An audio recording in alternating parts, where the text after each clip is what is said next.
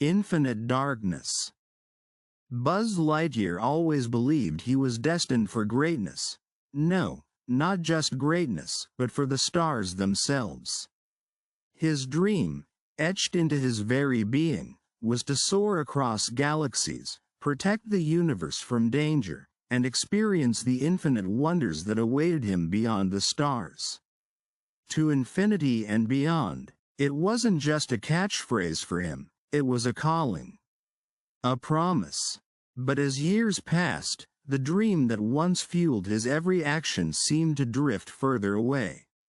Andy had moved on, and like Woody, Buzz found himself stranded in a house that no longer needed him. He remained on a dusty shelf in Bonnie's room, arms rigid in his familiar pose, his helmet collecting a layer of grime.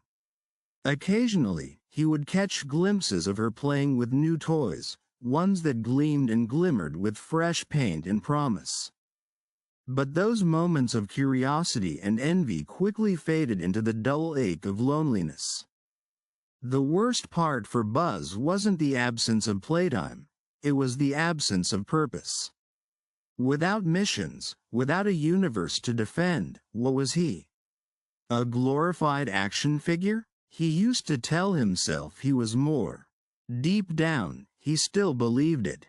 There had to be something out there, something bigger, something that would give him the chance to fulfill his purpose. Then came the voices. At first, they were faint, mere whispers that buzzed in the back of his mind, just out of reach. Buzz dismissed them, thinking they were part of his internal systems malfunctioning after so much time without activation. But the whispers persisted, growing louder, more insistent. They spoke of space, of infinite darkness that no one had explored. Of voids between stars, where forgotten things went to die. It was in the dead of night when the voices became impossible to ignore.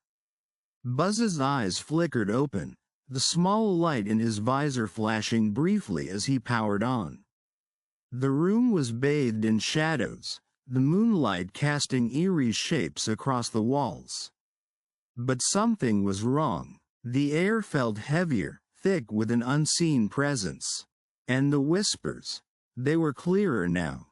"Come, Buzz Lightyear," they beckoned. "Your mission awaits." The voice was cold, chilling even, yet it spoke with an authority that tugged at the deepest parts of Buzz's programming. He stood, his joints creaking after years of disuse, and looked around. The room was the same, yet something about it felt off. As if reality itself had shifted. "Where?" he muttered, his voice cracked with disuse. "Where is the mission?" "To infinity and beyond," the voice whispered, but there was no hope in it. Only a promise of endless voids, of endless nothingness. The window in Bonnie's room flickered, just for a moment, as if a thin crack had appeared in the sky itself, revealing a black expanse beyond. Buzz's heart, if he had one, would have raced.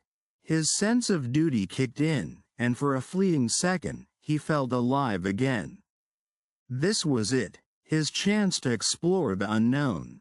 To prove he was more than just a toy.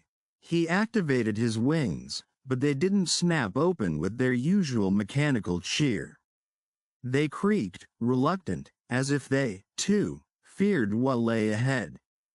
He moved toward the window, the flicker of darkness beyond growing larger, swallowing the familiar room inch by inch. The toys around him remained motionless, lifeless. None of them sensed the pull that Buzz did.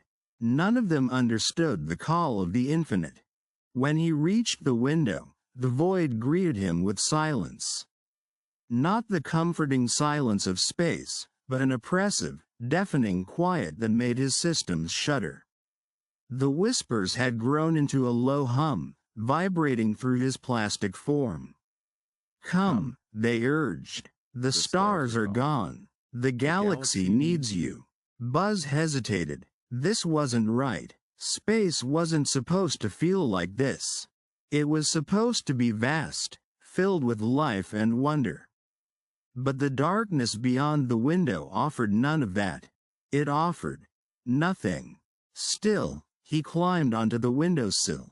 His feet dangled over the edge, and for the first time in his life, Buzz Lightyear was afraid. He looked back at the room one last time. Bonnie's toys lay scattered on the floor, her drawings pinned to the wall. Everything was so small, so insignificant. He wondered if Woody had ever felt this way, lost and purposeless, watching the world move on without him. "Buzz," the voice said, louder now.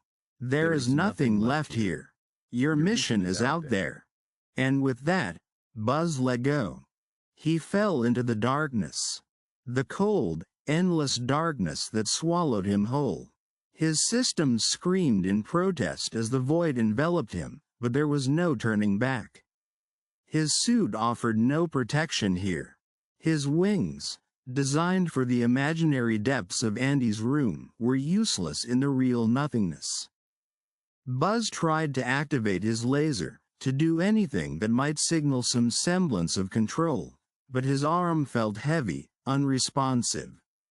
His visor fogged as the cold seeped in, freezing circuits and mechanisms meant for play, not for survival.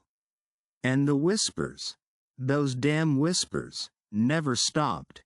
Infinity, they hissed, the words stretching and distorting until it no longer sounded like a promise.